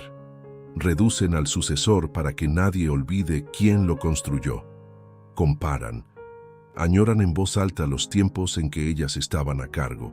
Moisés no hizo nada de eso. Le dio a Josué lo que necesitaba para continuar y se preparó para subir. El texto dice que Moisés subió al monte Nebo desde las llanuras de Moab, que subió a la cima del Pisga, y que el Señor le mostró toda la tierra. Toda la tierra. Le mostró Galaad hasta Dan. Le mostró todo Neftalí y la tierra de Efraín y Manasés. Le mostró toda la tierra de Judá hasta el mar occidental. Le mostró el Negev y la llanura. El valle de Jericó, ciudad de las palmeras, hasta Zoar. Le mostró todo, no un vistazo rápido, no una vista parcial desde lejos que pudiera confundirse con cualquier otro paisaje. Una visión completa, detallada, de la tierra que había sido la promesa y hacia la que había caminado toda una vida. Y el Señor le dijo: «Esta es la tierra que juré dar a Abraham, a Isaac y a Jacob. Te la he dejado ver con tus ojos, pero no pasarás allá. Te la he dejado ver». Hay una generosidad extraña en esa frase, una generosidad que duele y consuela al mismo tiempo. La generosidad de quien sabe que no puede darte todo lo que pediste, pero te da lo que puede. La generosidad de quien reconoce el camino que caminaste y te ofrece, como último regalo, el horizonte hacia el que caminaste. No puedes entrar, pero puedes ver. Quiero que te detengas en esa imagen un momento. Un hombre de 120 años en la cima de una montaña, con los ojos todavía nítidos, dice el texto, con el vigor todavía intacto, mirando la tierra prometida por primera vez y por última vez al mismo tiempo, sabiendo que no va a bajar de esa montaña. ¿Qué sintió? El texto no lo dice. Y ese silencio es, creo, uno de los silencios más elocuentes de toda la Escritura, porque hay cosas que no caben en palabras y que el texto tiene la sabiduría de no intentar reducir a palabras. Solo describe lo que pasó, lo que Moisés vio, y después dice, con la misma sobriedad con que ha dicho todo a lo largo de esta historia, que Moisés murió allí. Pero yo quiero intentar habitar ese silencio un momento, porque creo que en ese silencio hay algo para ti. Pienso en Moisés en esa cima y me pregunto si había paz. No la paz fácil del que consiguió todo lo que quería, no la paz superficial del que no entiende del todo lo que está perdiendo, sino esa otra paz, la paz difícil, la paz que se construye a través de las contradicciones y no a pesar de ellas, la paz del que soltó. Porque para estar en paz en el monte Nebo, Moisés tuvo que haber llegado antes de ese momento a un lugar interior donde lo que había hecho ya no dependía de lo que iba a recibir, donde el valor de su camino ya no estaba atado al destino al que llegara, donde el sentido de 40 años de desierto y de carga y de amor difícil no se medía por si él cruzaba el Jordán o no. Tuvo que haber llegado a entender de alguna manera que el propósito no era la tierra. El propósito era el camino.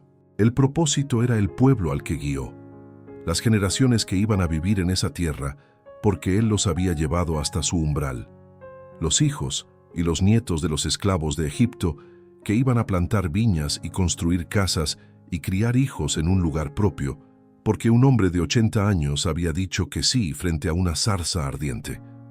El propósito no era el resultado, era lo que ocurrió en el camino. Doña Teresa tiene 79 años y me contó que pasó 20 años cuidando a su madre con Alzheimer. 20 años en que su madre fue perdiendo, capa por capa, los recuerdos que la hacían ser quien era. Primero los recuerdos recientes, después los más antiguos, hasta que llegó un momento en que su madre ya no sabía su nombre, no sabía quién era la hija que la cuidaba cada día. Doña Teresa dice que eso fue lo más difícil que vivió, no el trabajo físico, que era agotador, sino ese momento específico en que su madre la miró como se mira a una desconocida amable y le preguntó cómo se llamaba. Le dije mi nombre, me contó, y ella asintió como quien recibe información que no significa nada. Y yo salí al pasillo y lloré. Y después volví y le di la cena como si nada. Le pregunté por qué volvió. ¿Por qué siguió cuidándola durante años después de que su madre ya no la reconocía? Me dijo algo que no esperaba. me dijo, porque el amor no necesita que el otro sepa que estás ahí para ser real. Yo sabía, y eso alcanzaba. Yo sabía, y eso alcanzaba. Creo que Moisés entendió algo parecido en la cima del monte Nebo, que el amor que había dado no necesitaba del resultado para haber sido real, que los 40 años de carga no necesitaban del cruce del Jordán para haber tenido sentido, que la tierra que veía desde arriba era real y hermosa y prometida, y que iba a ser habitada por el pueblo al que amó, y que eso era suficiente. Suficiente. Esa palabra tan pequeña que contiene tanto.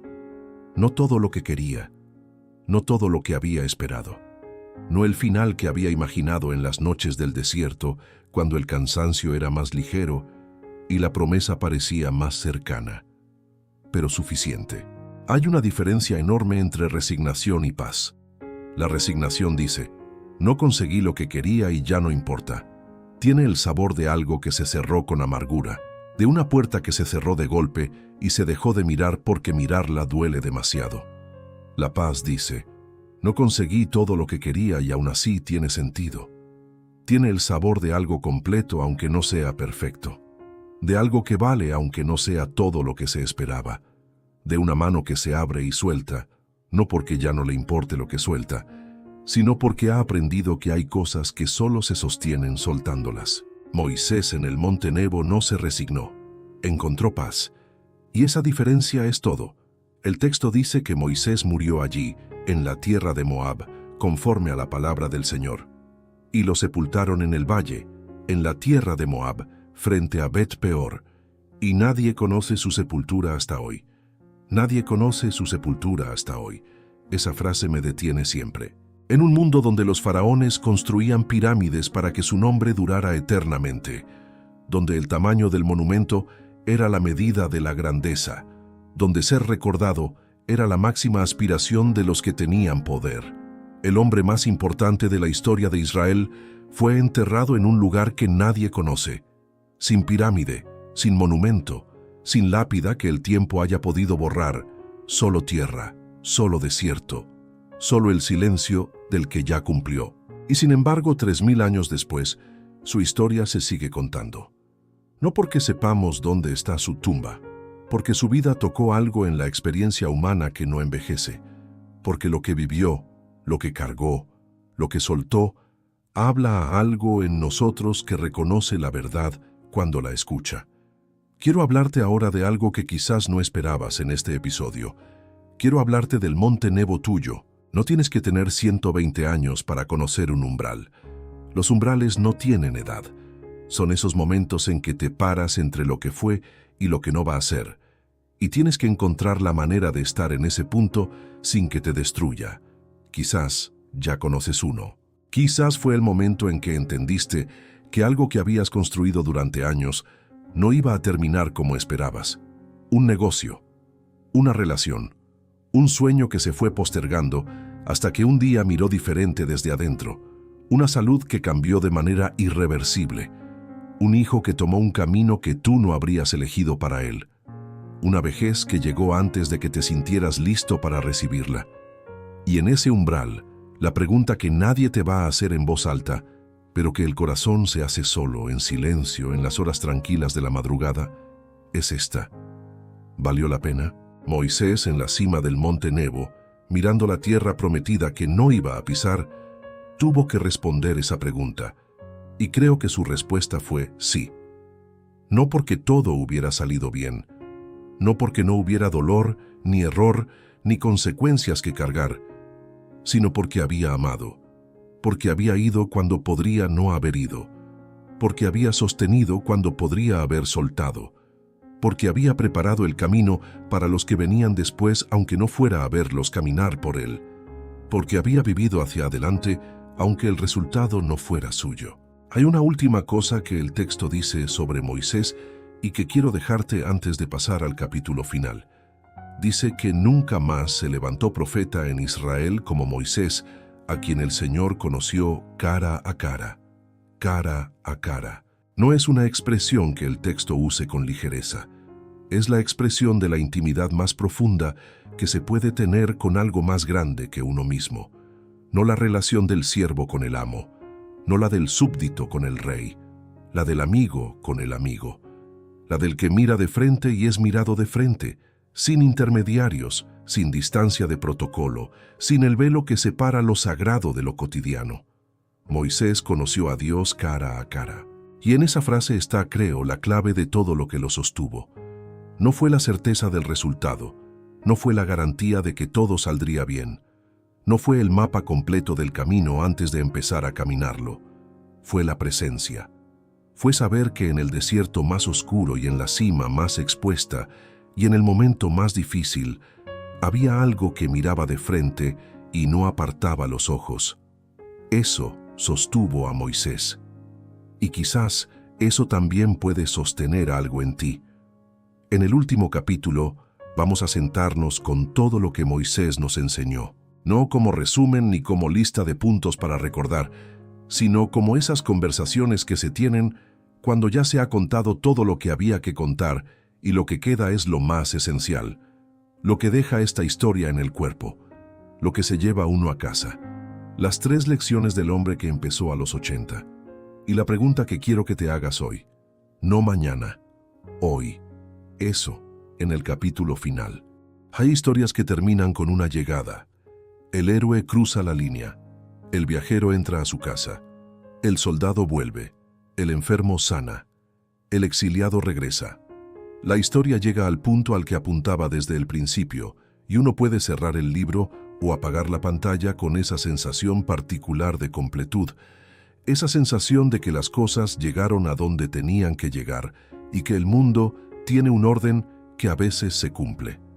Esas historias son necesarias, pero no son las únicas verdaderas. Hay otra clase de historia, la historia que termina en el umbral, la que llega hasta la puerta pero no la cruza, la que construye el camino pero no lo recorre hasta el final, la que planta el árbol pero no descansa bajo su sombra. Esas historias son más difíciles de contar y más difíciles de recibir, porque exigen algo que la primera clase de historia no exige. Exigen que encontremos el sentido no en el resultado, sino en el camino. Exigen que aprendamos a medir el valor de una vida, no por lo que consiguió, sino por lo que construyó para los que vinieron después. La historia de Moisés es esa segunda clase de historia, y es por eso mismo la que más tiene que decirnos. Moisés murió en el monte Nebo a los 120 años. El texto dice algo extraordinario sobre ese momento. Dice que sus ojos nunca se oscurecieron y que su vigor no había menguado. Un hombre de 120 años con la vista nítida y el cuerpo entero. Como si la vida le hubiera dado exactamente lo que necesitaba para llegar hasta donde tenía que llegar, y no un día más ni un día menos.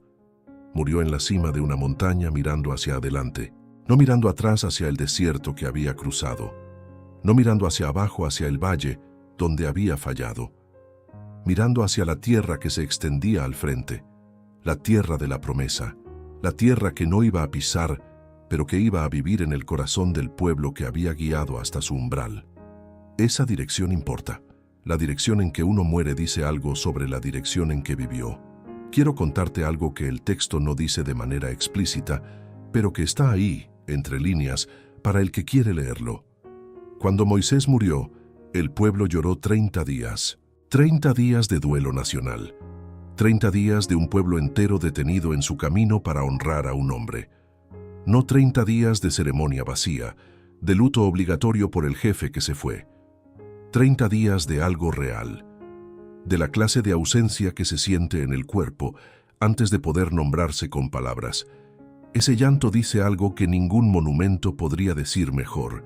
Dice que fue amado, no solo respetado, no solo obedecido, no solo reconocido como el instrumento de algo más grande que él mismo, amado. Con la clase de amor que se llora 30 días, que se siente como un vacío en el pecho, que reorganiza el mundo de los que quedan porque el mundo era diferente cuando esa persona estaba en él. Moisés no sabía, en la cima del monte Nebo, que eso iba a ocurrir. O quizás sí lo sabía, con esa certeza silenciosa que tienen a veces los que han amado bien y han sido amados bien, esa certeza que no necesita confirmación porque ya la lleva adentro. Pero hay algo que me parece todavía más importante que el duelo del pueblo.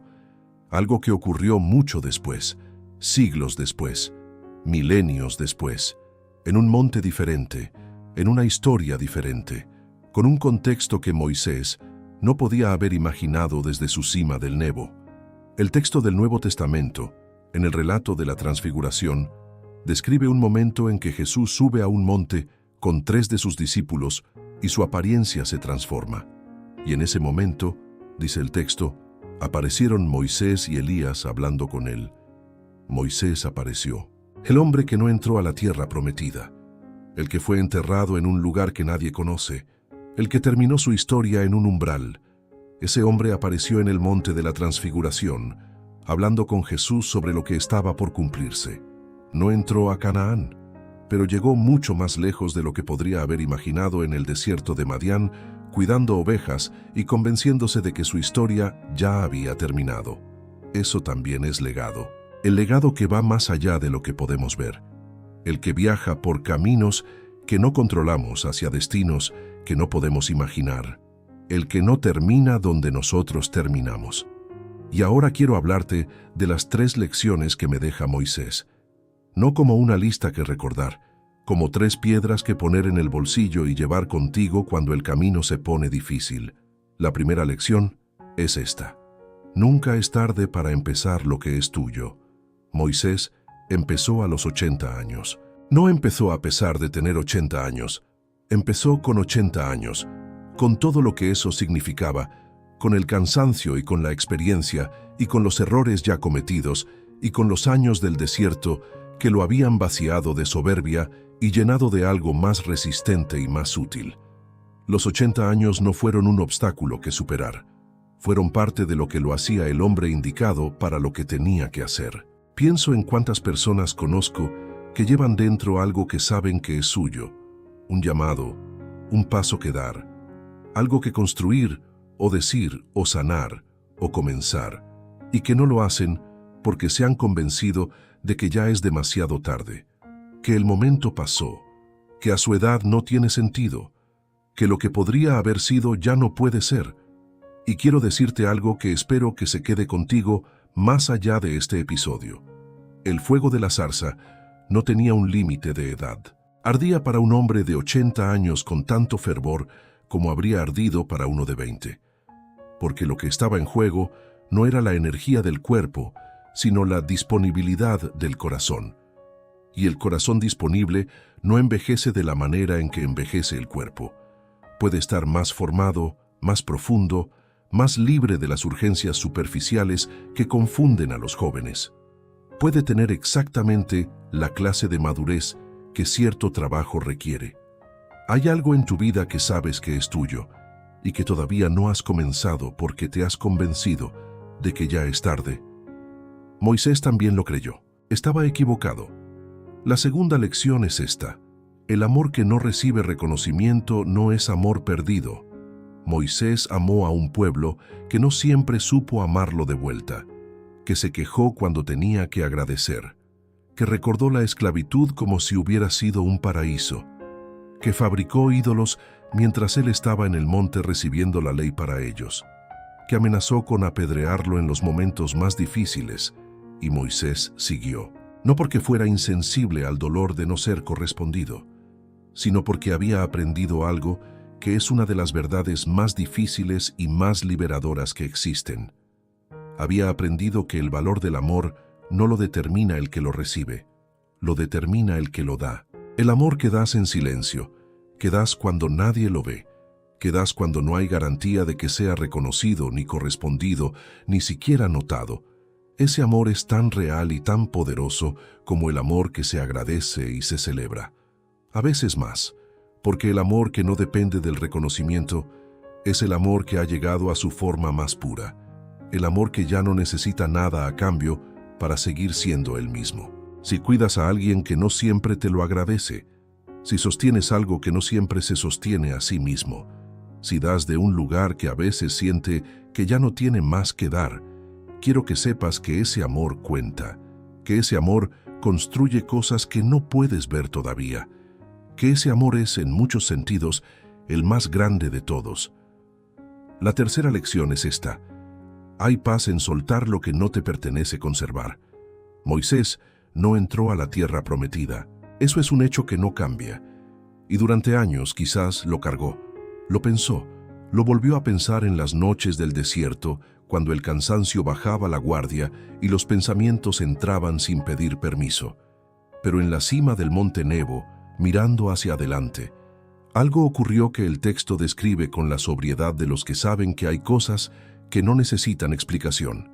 Murió, y la manera en que murió, con los ojos abiertos hacia la tierra prometida, con el vigor intacto, con el texto bíblico describiendo ese momento como un encuentro íntimo entre Moisés y su Dios, sugiere que lo que ocurrió allí no fue derrota, fue entrega. Hay una diferencia enorme entre perder algo y soltarlo. Perder es cuando te lo arrebatan.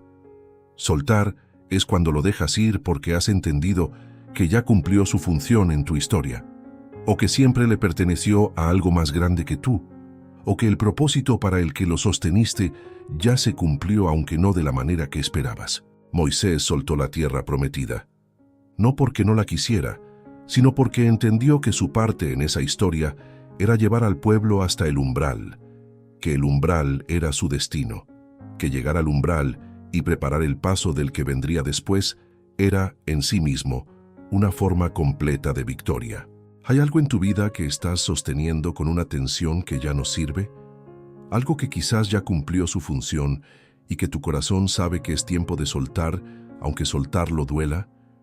¿Un resultado que esperabas y que ya no va a llegar de la manera que esperabas? ¿Un reconocimiento que merecías y que quizás nunca llegue?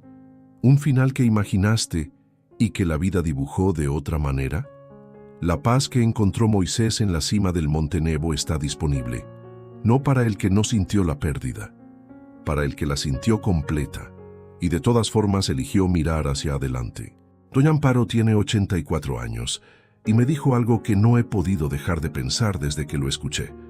Me dijo que a su edad ya no le preocupa lo que no hizo, que lo que la mantiene en paz es saber que lo que hizo, lo hizo de verdad, que cuando amó, amó sin guardar nada, que cuando estuvo, estuvo completamente, que cuando hubo que soltar, soltó aunque doliera. Y después me dijo algo más. Me dijo, el problema no es lo que no logramos. El problema es cuando llegamos al final con cosas que nunca dimos, amor que guardamos por miedo, pasos que no dimos porque esperábamos el momento perfecto. Eso es lo que pesa, no lo que intentamos y no resultó, lo que nunca intentamos. Lo que nunca intentamos. Eso es lo que pesa al final, no los errores, no las consecuencias de las decisiones difíciles, no los umbrales que nos tocaron en lugar de las llegadas que esperábamos, lo que nunca se dio, lo que quedó guardado esperando un momento que nunca llegó, el amor que no se dijo, el paso que no se dio, la zarza a la que no nos acercamos porque el camino era más cómodo si seguíamos de largo. Moisés no murió con cosas sin dar. Eso es lo que más me queda de su historia. Murió habiendo dado todo. No perfectamente, no sin errores, no sin momentos en que golpeó cuando tenía que hablar, en que huyó cuando tenía que quedarse, en que dudó cuando tenía que moverse, pero con todo lo que tenía puesto en el camino, sin reservas guardadas para un momento mejor que nunca llegó, sin amor acumulado esperando condiciones que nunca se dieron del todo. Lo dio todo, y por eso pudo pararse en el monte Nebo, mirar hacia adelante y encontrar paz, no a pesar del umbral, en el umbral mismo. Antes de terminar este episodio, quiero preguntarte algo, solo una cosa. Si hoy fuera tu monte Nebo, si hoy te tocaras pararte en el umbral de lo que ha sido tu camino y mirar hacia adelante sabiendo que tu parte ya está cumplida, ¿qué verías? ¿Verías algo dado de verdad? ¿Amor que no se guardó? ¿Pasos que se dieron aunque dieran miedo? ¿Una vida que fue hacia adelante aunque el camino no siempre estuviera claro? ¿O verías cosas sin dar todavía? ¿Pasos sin dar todavía? ¿Una zarza ardiendo que todavía no has tenido el valor de acercarte a mirar? Si la segunda respuesta te incomoda, escúchala. Esa incomodidad no es culpa, es una puerta, es la zarza que sigue ardiendo y no se consume. Si este episodio llegó a un lugar que importa, te pido que lo compartas con alguien que esté en su propio desierto, con alguien que crea que ya es tarde, con alguien que necesita escuchar que el fuego todavía arde para él. Dale like a este video, suscríbete a Palabras de Roble si todavía no lo has hecho, y sobre todo, lleva estas palabras a alguien que las necesite, porque las historias que sanan no deberían quedarse en un solo corazón. Palabras de Roble existe para eso, para sentarnos juntos bajo este árbol antiguo y contarnos las historias que nos recuerdan quiénes somos y lo que todavía podemos dar. En el próximo episodio vamos a hablar de otro hombre que conoció el desierto desde adentro. Un hombre que cayó desde las alturas más visibles hasta el punto más oscuro que se puede imaginar y que encontró en ese punto algo que no habría encontrado en ningún otro lugar. Un hombre que aprendió a cantar en la oscuridad. Un hombre cuya historia lleva en sí misma la respuesta a una pregunta que todos nos hemos hecho alguna vez. ¿Qué hago con el dolor que no tiene explicación? La próxima vez, en Palabras de Roble, la historia de Job.